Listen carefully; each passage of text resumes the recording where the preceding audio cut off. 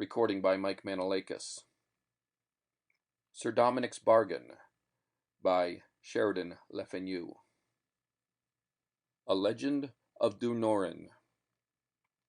In the early autumn of the year 1838, business called me to the south of Ireland.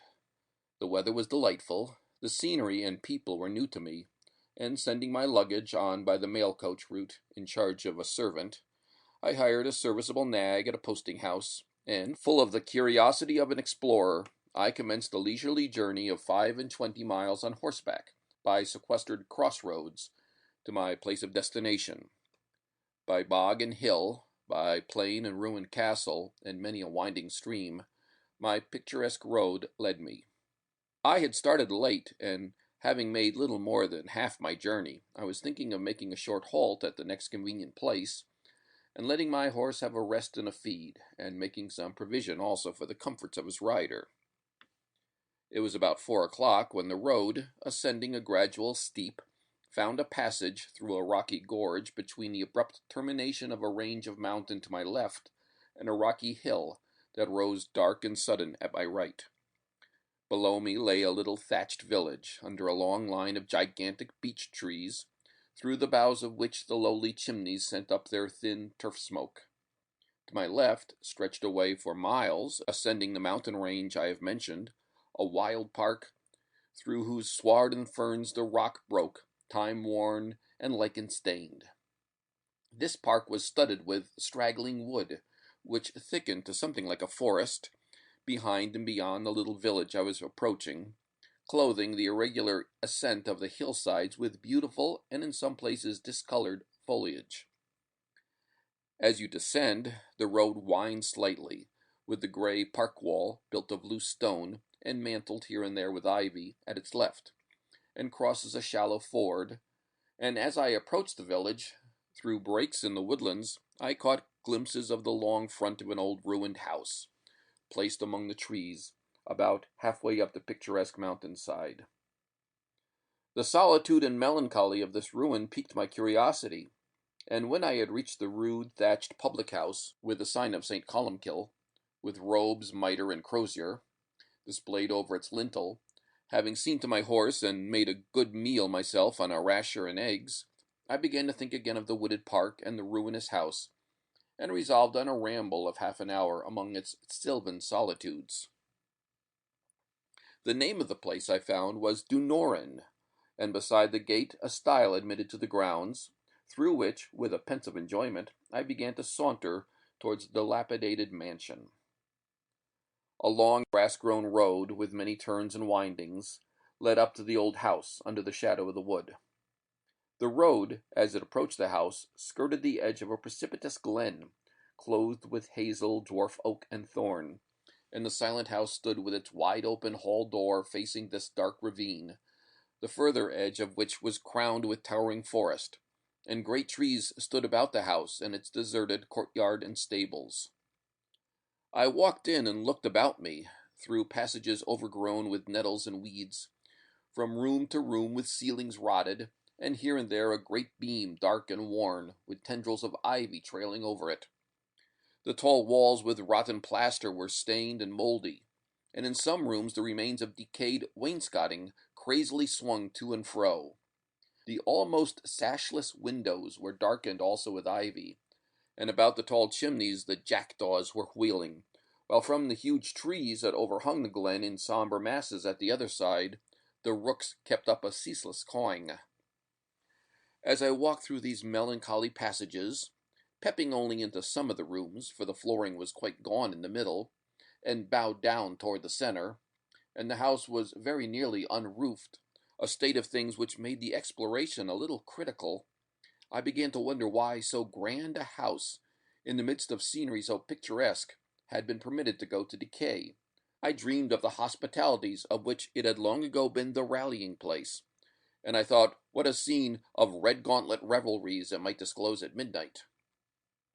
The great staircase was of oak, which had stood the weather wonderfully, and I sat down upon its steps, musing vaguely on the transitoriness of all things under the sun. Except for the hoarse and distant clamor of the rooks, hardly audible where I sat, No sound broke the profound stillness of the spot. Such a sense of solitude I have seldom experienced before. The air was stirless. There was not even the rustle of a withered leaf along the passage. It was oppressive. The tall trees that had stood close about the building darkened it, and added something of awe to the melancholy of the scene.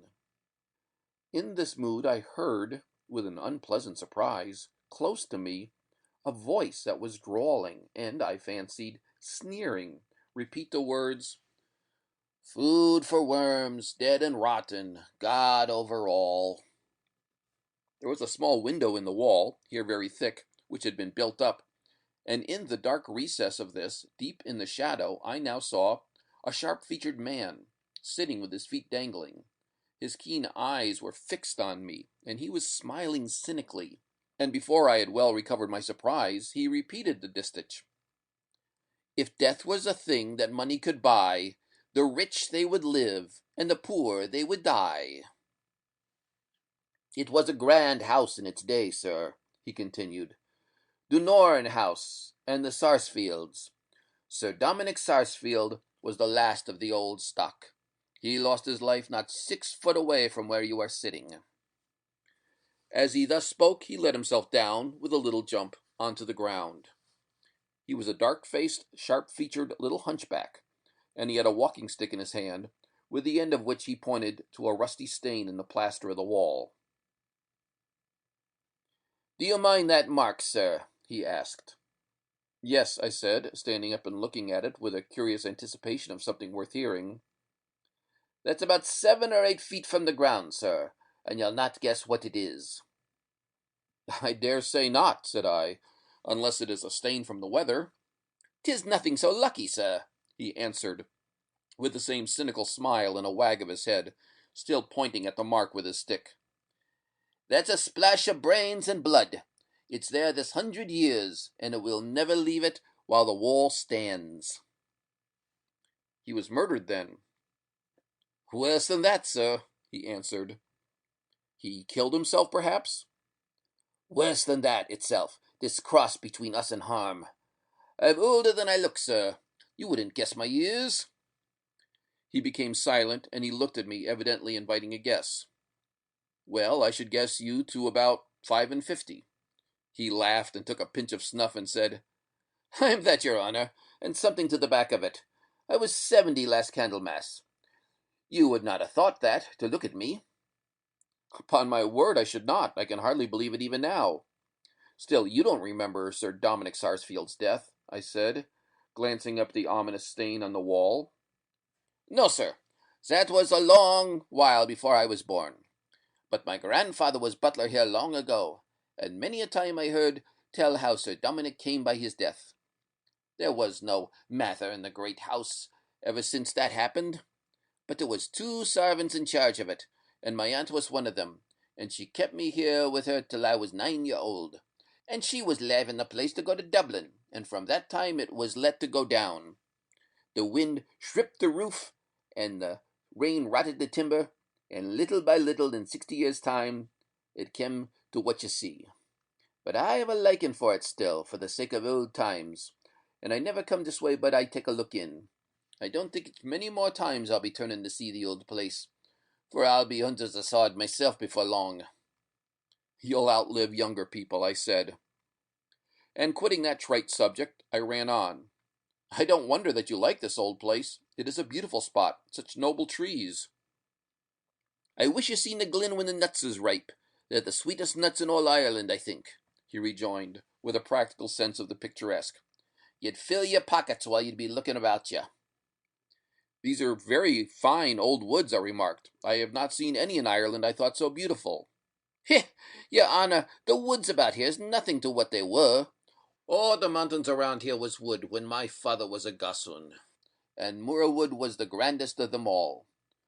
All oak mostly, and all cut down as bare as the road. Not one left here that's fit to compare with them. Which way did your honor come hither? From Limerick?" "No, Killaloe." "Well, then, you passed the ground where Moor wood was in former times. You come under Linsafora, the steep nod of a hill about a mile above the village here.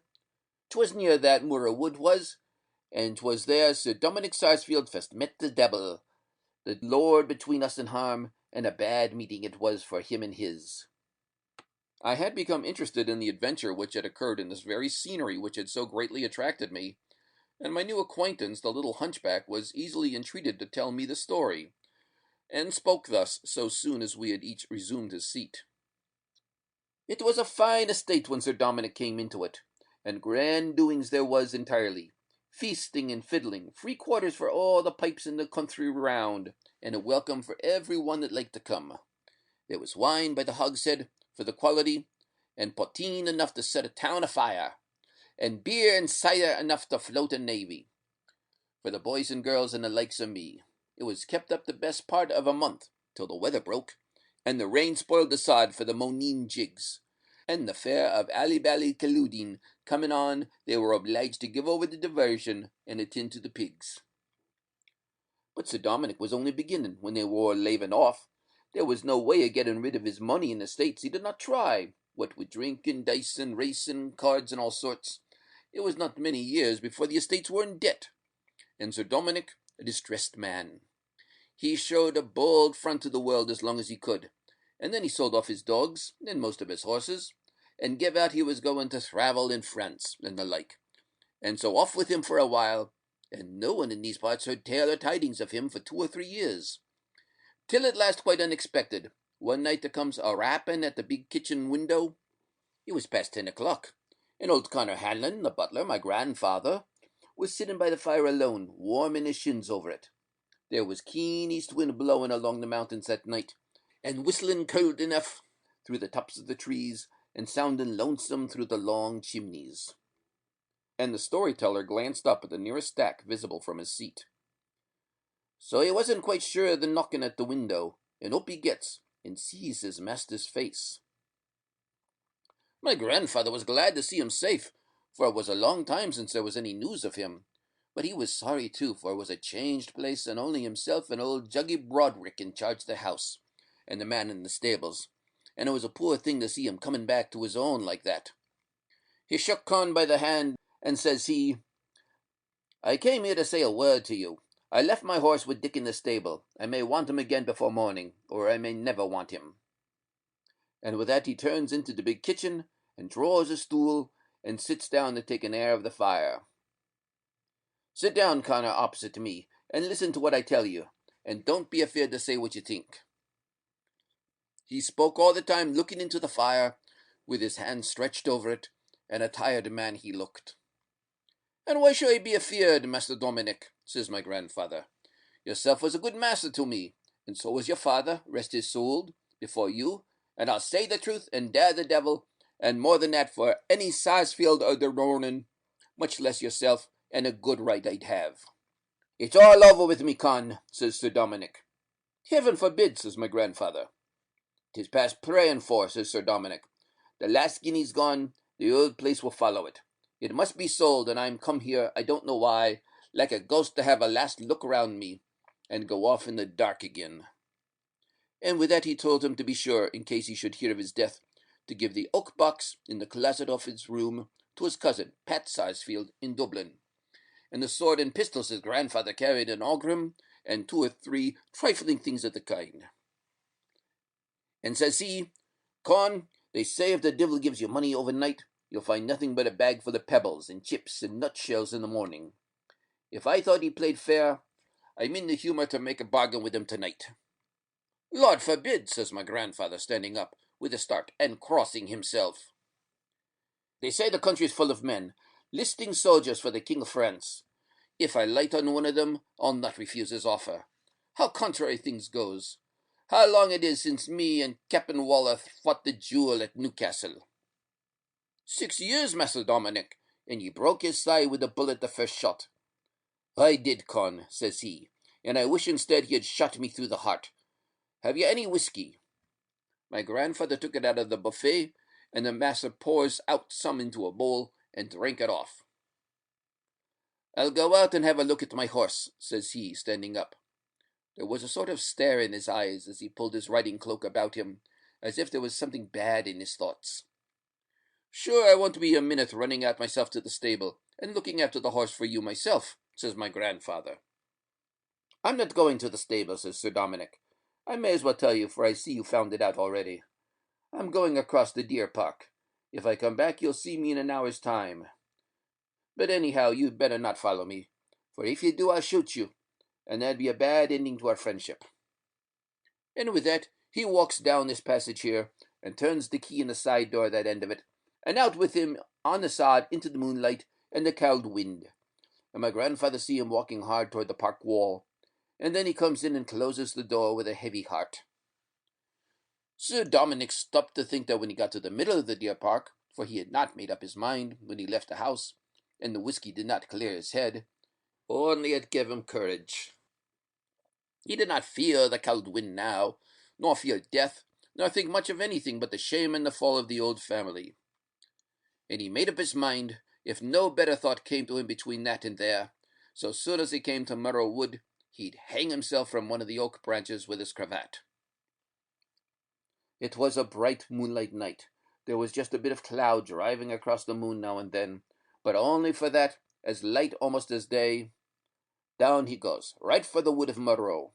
It seemed to him every step he took was as long as 3, and it was no time till he was among the big oak trees with their roots spreading from one to another, and the branches stretching overhead like the timbers of a naked roof, and the moon shining down through them, and casting their shadows thick and twist abroad on the ground as black as my shoe. He was sobering a bit by this time, and he slacked his pace, and he thought 'twould be better to list in the French king's army, and try what that might do for him, for he knew a man might take his own life any time, but it would puzzle him to take it back again when he liked. Just as he made up his mind not to make away with himself, what should he hear but a step clinking along the dry ground under the trees, and soon he sees a grand gentleman right before him coming up to meet him. He was a handsome young man like himself, and he wore a cocked hat with gold lace round it, such as officers wear on their coats, and he had on a dress the same as French officers wore in them times. He stopped opposite Sir Dominick, and he come to a standstill also. The two gentlemen took off their hats to one another, and says the stranger, "I am recruiting, sir," says he, "for my sovereign, and you'll find my money won't turn into pebbles, chips, and nutshells by tomorrow." At the same time he pulls out a big purse full of gold. The minute he set eyes on that gentleman, Sir Dominick had his own opinion of him, and at those words he felt the very hair standing up on his head. "Don't be afraid," says he. "The money won't burn you. If it proves honest gold, and if it prospers with you, I'm willing to make a bargain. This is the last day of February," says he. "I'll serve you 7 years, and at the end of that time you shall serve me, and I'll come for you when the 7 years is over, when the clock turns the minute between February and March, and the 1st of March you'll come away with me or never. You'll not find me a bad master, any more than a bad servant. I love my own, and I command all the pleasures and the glory of the world. The bargain dates from this day, and the lease is out at midnight on the last day I told you. And in the year," he told him the year, it was easily reckoned, but I forget it. "And if you'd rather wait," he says, "for 8 months and 28 days before you sign the writing, you may, if you meet me here. But I can't do a great deal for you in the meantime, and if you don't sign it then, all you get from me up to that time will vanish away, and you'll be just as you are tonight, and ready to hang yourself on the first tree you meet." Well, the end of it was, Sir Dominick chose to wait, and he came back to the house with a big bag full of money, as round as your hat a'most. My grandfather was glad enough, you may be sure, to see the master safe and sound again so soon. Into the kitchen he bangs again, and swings the bag of money on the table, and he stands up straight, and heaves up his shoulders like a man that has just got shut of a load, and he looks at the bag, and my grandfather looks at him, and from it to it, and back again. Sir Dominick looked as white as a sheet, and says he, "I don't know, Con, what's in it. It's the heaviest load I ever carried." He seemed shy of opening the bag, and he made my grandfather heap up a roaring fire of turf and wood, and then at last he opens it, and sure enough 'twas stuffed full of gold guineas, bright and new, as if they were only that minute out of the mint. Sir Dominick made my grandfather sit at his elbow while he counted every guinea in the bag. when he was done counting, and it wasn't far from daylight when that time came. So Dominick made my grandfather swear not to tell a word about it, and a close secret it was for many a day after. When the 8 months and 28 days were pretty near spent and ended, Sir Dominick returned to the house here with a troubled mind, in doubt what was best to be done, and no one alive but my grandfather knew anything about the matter, and he not half what had happened. As the day drew near, toward the end of October, Sir Dominick grew only more and more troubled in mind. One time he made up his mind to have no more to say to such things, nor to speak again with the like of them he met with in the wood of Murrow. Then again his heart failed him when he thought of his debts, and he not knowing where to turn. Then, only a week before the day, everything began to go wrong with him. One man wrote from London to say that Sir Dominick paid £3,000 to the wrong man, and must pay it over again. Another demanded a debt he never heard of before, and another in Dublin denied the payment of a thundering big bill, and Sir Dominick could nowhere find the receipt, and so on, with 50 other things as bad. Well, by the time the night of the 28th of October came round, he was almost ready to lose his senses with all the demands that was rising up again on all sides, and nothing to meet them but the help of the one dreadful friend he had to depend on at night in the oak wood down there below. So there was nothing for it but to go through with the business that was begun already, and about the same hour he went last, he takes off the little crucifix he wore round his neck, for he was a Catholic, in his gospel, and his bit of the true cross that he had in a locket, for since he took the money from the evil one, he was growing frightful in himself, and got all he could to guard him from the power of the devil. But tonight, for his life, he daren't take them with him, so he gives them into my grandfather's hands without a word, only he looked as white as a sheet of paper, and he takes his hand and sword, and telling my grandfather to watch for him, away he goes to try what would come of it.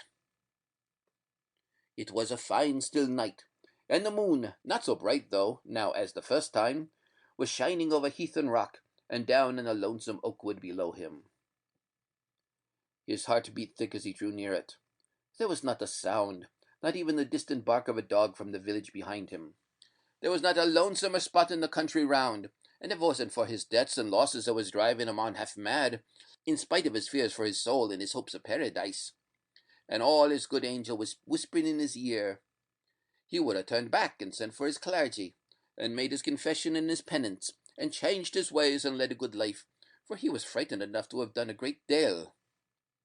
Softer and slower he stepped as he got, once more, in under the big branches of the oak trees, and when he got in a bit, near where he had met with the bad spirit before, he stopped and looked round him, and felt himself every bit turning as cold as a dead man, and you may be sure he did not feel much better when he seen the same man stepping from behind the big tree that was touching his elbow almost. "You found the money good," says he, "but it was not enough. No matter, you shall have enough and to spare. I'll see after your luck, and I'll give you a hint whenever it can serve you. And any time you want to see me, you only have to come down here, and call my face to mind, and wish me present. You shan't owe a shilling by the end of the year, and you shall never miss the right card, the best throw, and the winning horse. Are you willing?" The young gentleman's voice almost stuck in his throat, and his hair was rising on his head, but he did get out a word or two to signify that he consented, and with that the evil one handed him a needle, and bid him give him 3 drops of blood from his arm, and he took them in the cup of an acorn, and gave him a pen, and bid him write some words that he repeated, and that Sir Dominick did not understand, on 2 thin slips of parchment.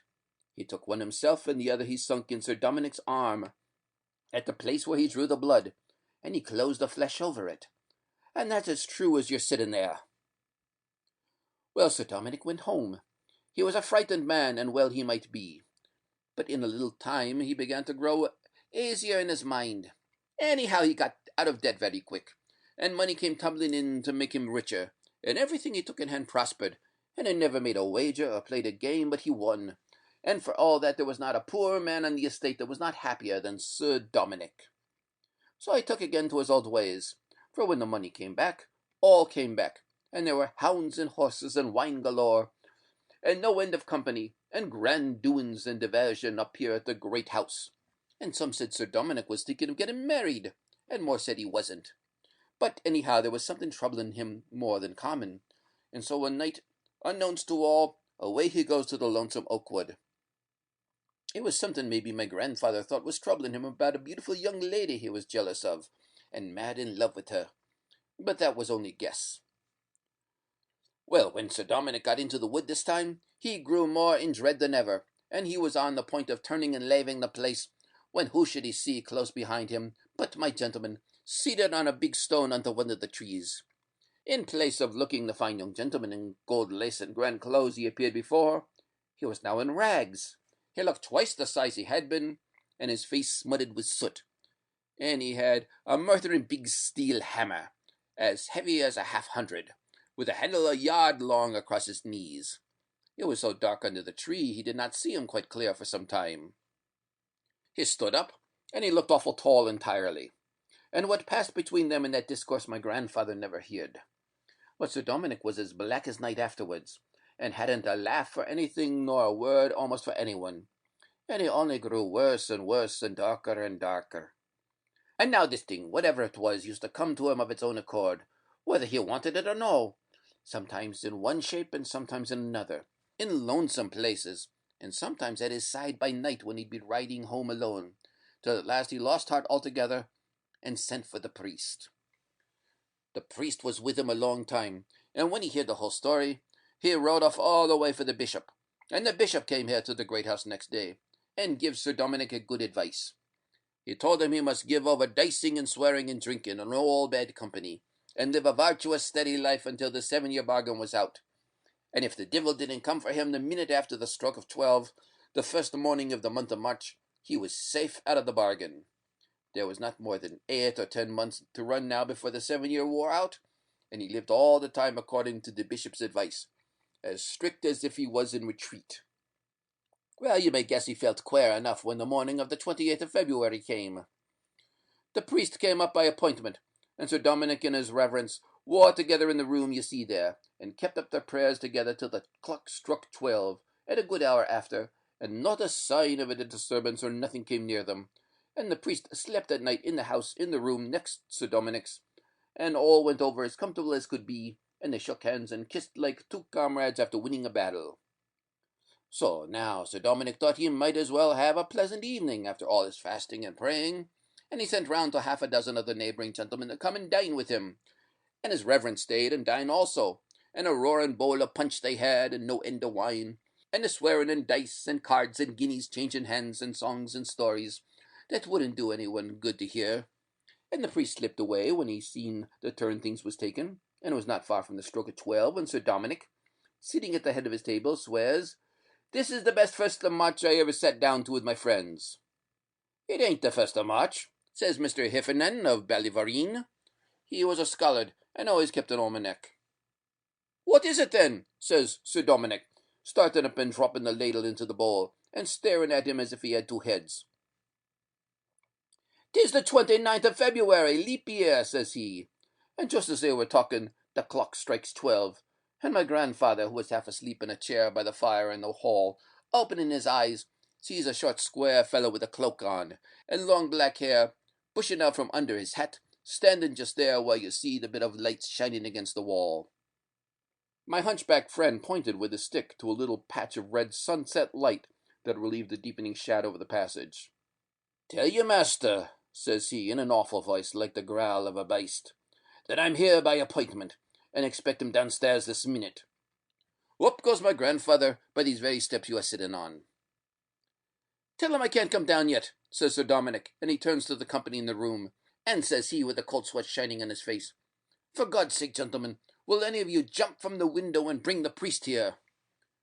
One looked at another, and no one knew what to make of it, and in the meantime up comes my grandfather again, and he says, trembling, "He says, sir, unless you go down to him, he'll come up to you." "I don't understand this, gentlemen. I'll see what it means," says Sir Dominick, trying to put a face on it, and walking out of the room like a man through the press room, with the hangman waiting for him outside. Down the stairs he comes, and 2 or 3 of the gentlemen peeping over the banisters to see. My grandfather was walking 6 or 8 steps behind him, and he seen the stranger take a stride out to meet Sir Dominick, and catch him up in his arms, and whirl his head against the wall, and with that The hall door flies open, and out goes the candles, and the turf and wood ashes flying with the wind out of the hall fire ran in a drift of sparks along the floor by his feet. Down runs the gentleman. Bang goes the hall door. Some comes running up, and more running down with lights. It was all over with Sir Dominick. They lifted up the corpse and put its shoulders against the wall, but there was not a gasp left in him. He was cold and stiffening already. Pat Donovan was coming up to the great house late that night, and after he passed a little brook that the carriage track up to the house crosses, and about 50 steps to this side of it, his dog, that was by his side, makes a sudden wheel and springs over the wall and sets up a yowling inside you'd hear a mile away. And that minute 2 men passed him by in silence, going down from the house, one of them short and square, and the other like Sir Dominick in shape. But there was little light under the trees where he was, and they looked only like shadows. And as they passed him by, he could not hear the sound of their feet, and he drew back to the wall frightened. And when he got up to the great house, he found all in confusion, and the master's body with the head smashed to pieces, lying just on that spot. The narrator stood up and indicated with the point of his stick the exact site of the body, and as I looked, the shadow deepened, the red stain of sunlight vanished from the wall, and the sun had gone down behind the distant hill of Newcastle, leaving the haunted scene in a deep gray of darkening twilight. So I and the storyteller parted, not without good wishes on both sides, and a little tip which seemed not unwelcome from me. It was dusk and the moon up by the time I reached the village, remounted my nag, and looked my last on the scene of the terrible legend of Dunoran. End of Sir Dominick's Bargain.